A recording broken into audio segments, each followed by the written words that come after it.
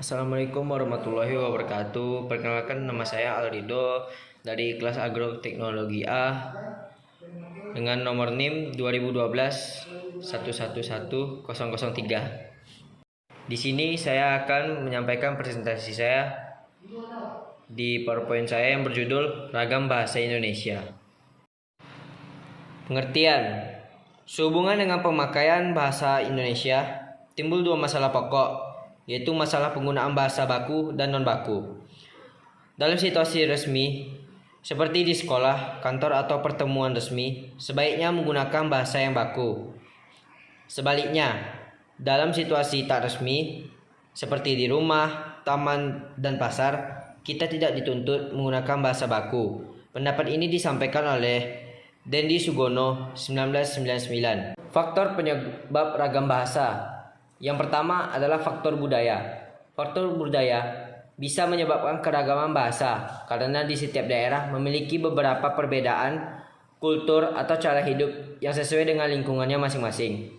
Di Indonesia sendiri, faktor ini biasanya terjadi di wilayah Jawa dan Papua. Yang kedua, faktor sejarah.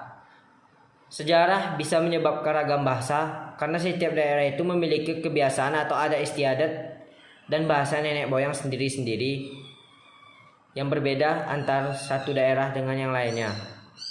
Yang ketiga, yaitu faktor perbedaan demografis.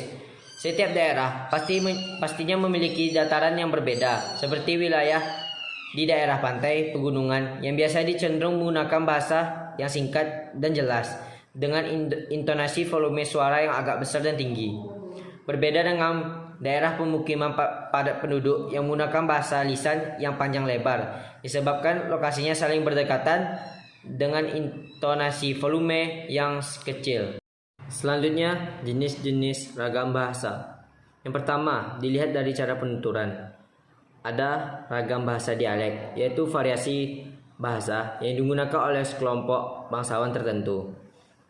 Yang kedua, ragam bahasa terpelajar, yang biasanya digunakan oleh orang-orang yang berpendidikan. Yang ketiga, ragam bahasa resmi, yang biasanya digunakan dalam acara resmi seperti pertemuan pejabat. Yang kedua, dilihat dari cara berkomunikasi.